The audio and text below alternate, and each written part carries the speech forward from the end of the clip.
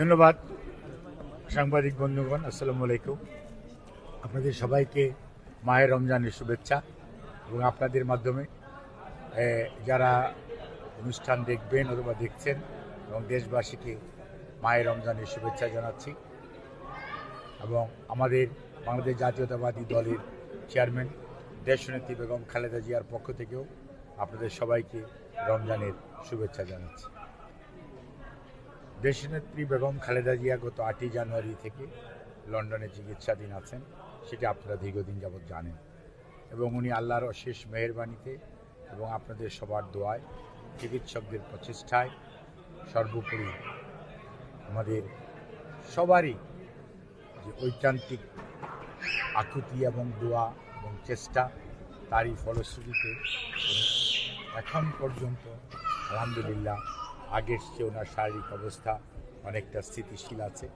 এখন এই অবস্থায় হয়তো উনি চিকিৎসকরা নিয়মিতভাবেই এখানকার চিকিৎসকরা ওনাকে বাসায় হোম ভিজিটের মাধ্যমে ওনাকে নিয়মিতভাবে ওনার শারীরিক পরীক্ষা নিরীক্ষা এবং চিকিৎসার ব্যবস্থা করছেন এবং প্রতি সপ্তাহেই ওনারা নিবিড়ভাবে ওনাকে পর্যবেক্ষণও করছেন এবং বিভিন্নভাবে ওষুধপত্র দিয়ে ওনার চিকিৎসা যাতে উনি আরও সুস্থতা বোধ করেন সেজন্য ওরা আমাদের প্রচেষ্টা চালিয়ে যাচ্ছেন।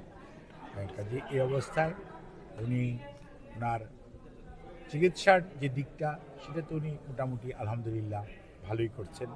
অন্যদিকে মানসিকভাবে উনি দীর্ঘদিন পরে প্রায় 6.5-7 বছর হয়ে গেছে, প্রায় 7 বছর পরে উনি ওনার ছেলে দলের ভারপ্রাপ্ত চেয়ারম্যান জনাব তারেক রহমান এবং ওনার সহধর্মিণী ডক্টর জুবাইদা রহমান এবং মরহুম আরাফাত রহমান কোকর সহধর্মিণী শামেলা রহমান এবং জাহিয়া রহমান, ওনাদের 2 মেয়ে এবং জনাব তারেক রহমান এবং জুবাইদা রহমানের অত্যন্ত যোগ্য সন্তান ব্যারিস্টার জাইমা রহমান, তাদেরকে সাথে পেয়ে মানসিকভাবে অনেকটা আগের চেয়ে বেশি সুস্থ আছেন এবং এই মানসিক সুস্থতাই ওনার শারীরিক সুস্থতাকে আরও বেশি বাড়িয়ে দিচ্ছে এবং ইনশাআল্লাহ আপনারা দোয়া করবেন।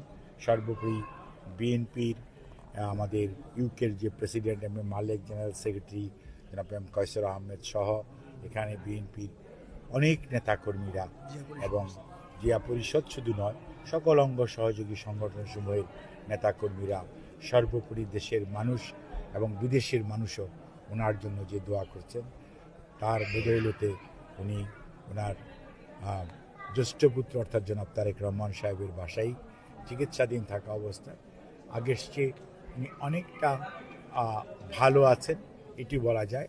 খুব সুস্থ উনি হয়ে উঠেছেন একথা আমি বলবো না, বাট উনি যে কোনো সময়ের তুলনায় আল্লাহর অশেষ মেহেরবানি অনেকটা সুস্থ আছেন।